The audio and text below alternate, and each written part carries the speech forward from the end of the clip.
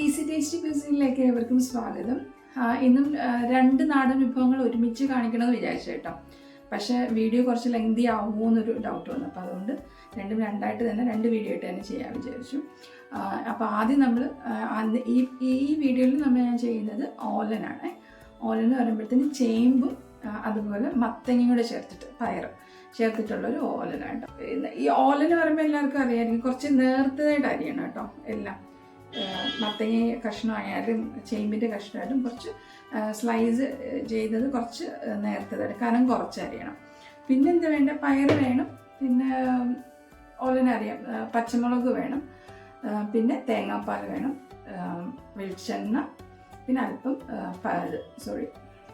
എനിക്ക് എപ്പോഴും ഇങ്ങനെ മറക്കും കാര്യങ്ങൾ, പിന്നെ കുറച്ച് കറിവേപ്പില. ഇത്രയും മതി. ഓലൻ പെട്ടെന്ന് ചെയ്തെടുക്കാം.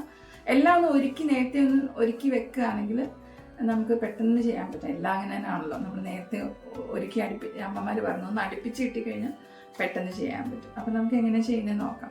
മത്തങ്ങയും ചേനയും കൂടെ ഒരുമിച്ച് നമുക്ക് പാത്രത്തിലേക്ക് ഇട്ട് കൊടുക്കുക. ഏത് പാത്രമാണോ നിങ്ങൾ ചെയ്യണമെന്ന് വെച്ചാൽ അതിലേക്ക് ഇട്ട് കൊടുക്കാം. 4 പച്ചമുളക് എടുത്തിട്ടുണ്ട്, അതൊന്ന് കീറിയിട്ട് കൊടുക്കണേ.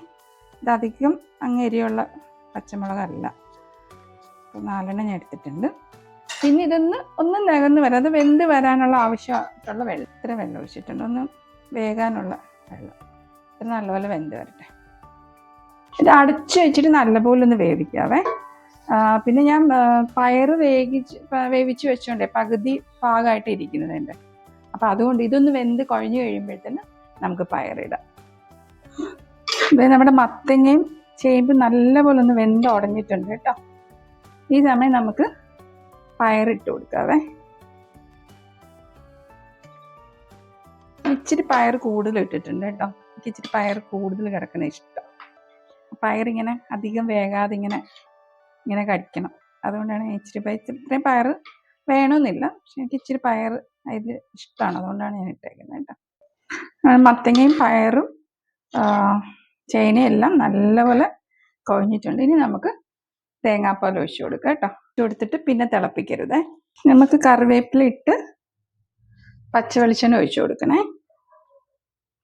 നമ്മുടെ ചേന സ്പെഷ്യൽ ഓലനാണ് റെഡി ആയിട്ടുണ്ട്. ഈ മത്തങ്ങ ഇടുന്നതുകൊണ്ടാണ് നമുക്കൊരു മഞ്ഞ കളർ വരുന്നത് കേട്ടോ, അല്ലെങ്കിൽ നമുക്ക് വെള്ള കളറിൽ കിട്ടില്ലേ. അപ്പം ഏത് വെച്ചിട്ട് നമ്മൾ ഇളവൻ വെച്ചിട്ടൊക്കെ ഓലൻ ചെയ്യാറുണ്ട്. അപ്പം ഇതെല്ലാവരും ട്രൈ ചെയ്ത് നോക്കണം. എളുപ്പമാണ്. ഇത് തേങ്ങാപ്പാൽ എടുക്കുന്ന ഒരു പ്രയാസമേ ഉള്ളൂ. തേങ്ങാപ്പാൽ എടുക്കുമ്പോൾ നിങ്ങൾക്ക് വേറെ എന്തെങ്കിലും ആവശ്യമുണ്ടെങ്കിൽ ആ തേങ്ങ ഉപയോഗിക്കാം, കുഴപ്പമൊന്നുമില്ല. കുറച്ച് തേങ്ങ കൊണ്ട് ഇട്ടിട്ട് ആ തേങ്ങ ഉപയോഗിക്കാം. അപ്പം എല്ലാവരും ട്രൈ ചെയ്തിട്ട് അഭിപ്രായം പറയണം. മസ്റ്റ് എന്താ പറയുക, ലൈക്ക് ചെയ്യണം, കമൻറ്റ് ചെയ്യണം, സബ്സ്ക്രൈബ് ചെയ്യണം. അപ്പോൾ നെക്സ്റ്റ് വീഡിയോയിൽ എല്ലാവരും കാണുന്നവരെ ടാറ്റാ.